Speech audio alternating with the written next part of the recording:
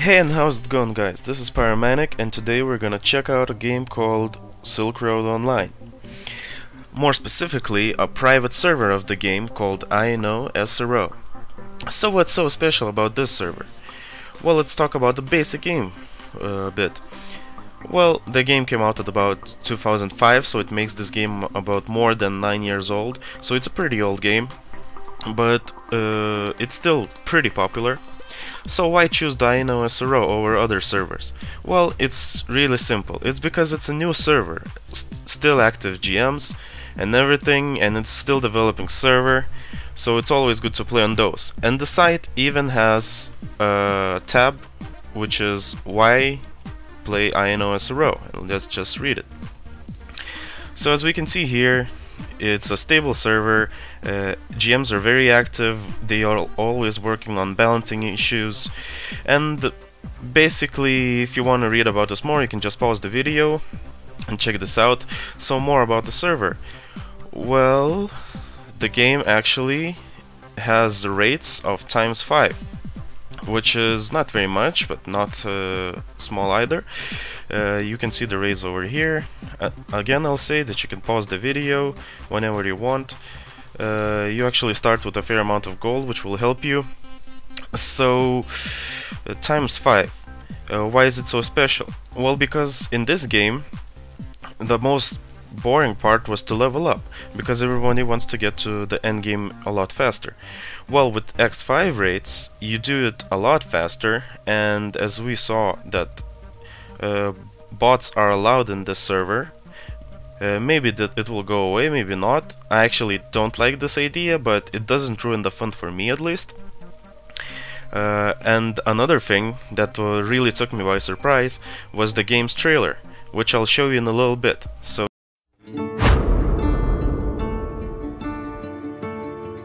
this is what remains.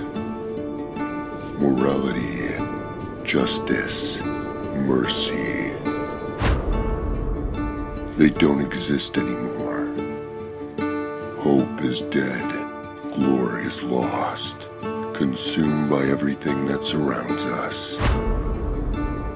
Now these streets are paved towards nowhere. Won't somebody tell me? Answer if you can.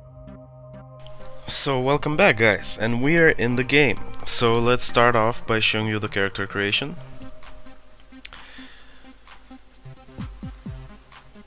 Okay, so the two races are Europeans and Chinese.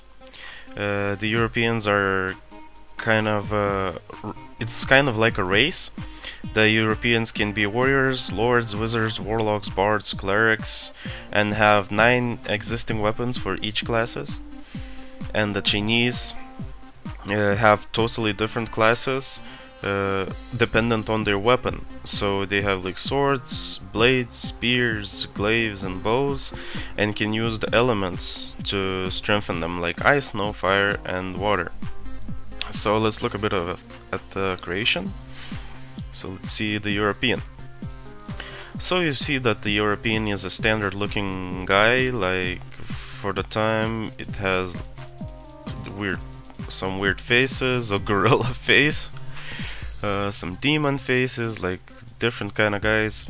You can also change the height of your player, the volume of his, I guess, voice. No, this is girth, sorry. And you can get his weapons, like dual wield, sword and shield, double hander, and all the different weapons. And also, Europeans and Chinese have their own specific weapons. So for example, this is a two-handed sword, which Chinese people can't use. And as we can see, the armor quite differs. I just changed the face a little bit. Okay, we can see that the armor quite differs from anything else. Well, the armor can be light, but you can see it's a bit armory, like this one. It's like super bulky. And now let's take a look at the Chinese. This little sluggish animation is a bit annoying actually. Okay, the Chinese.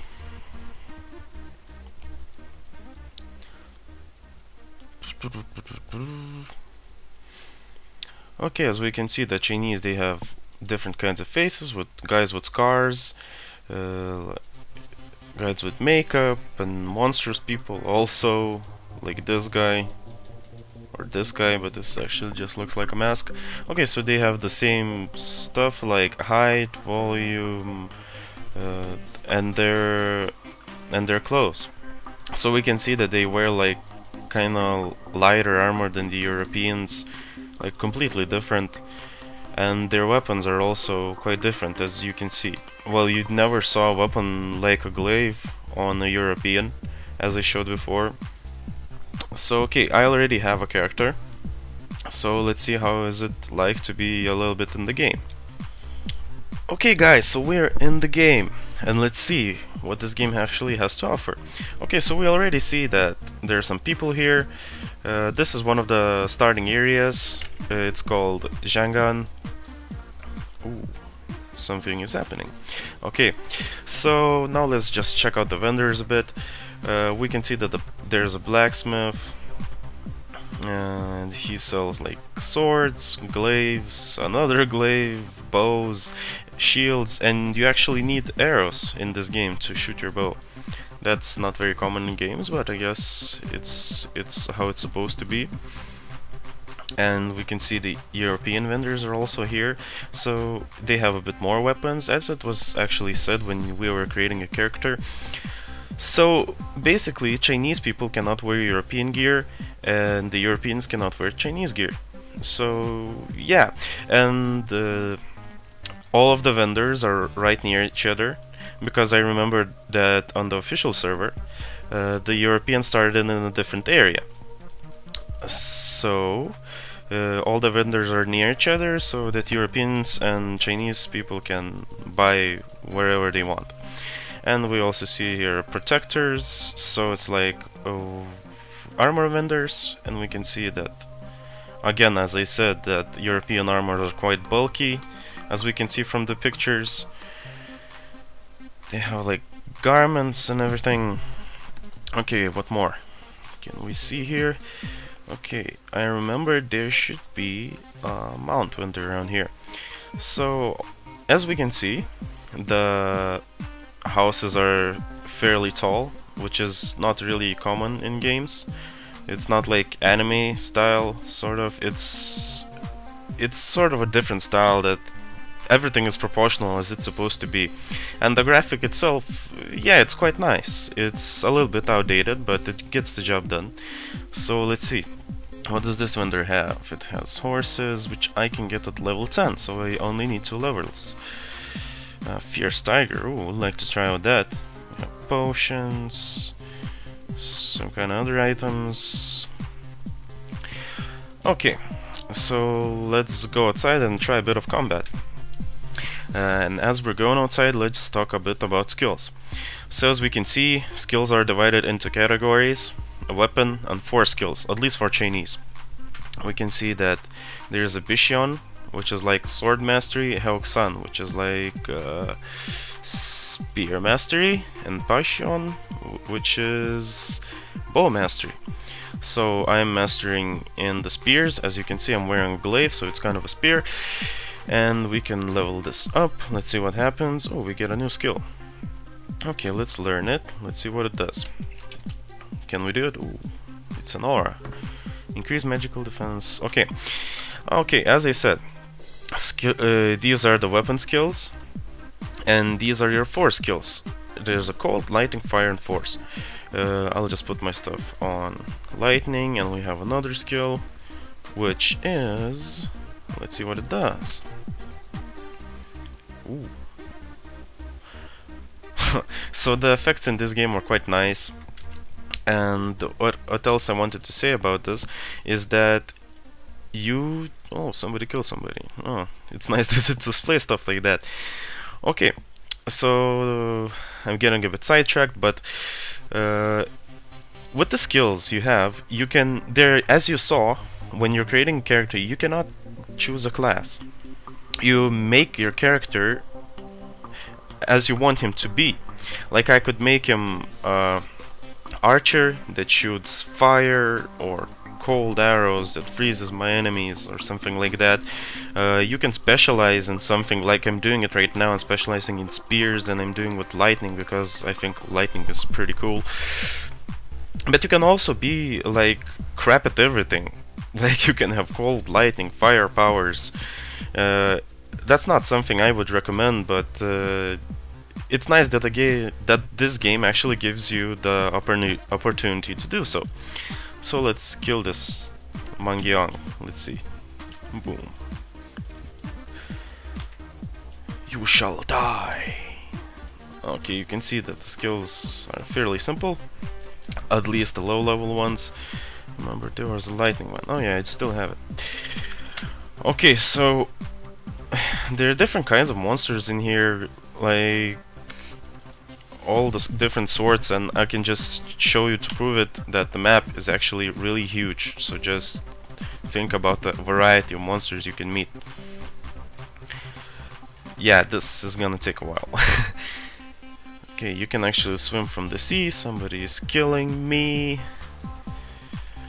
Okay, so let's kill these guys and go for a little walk to see what else we have.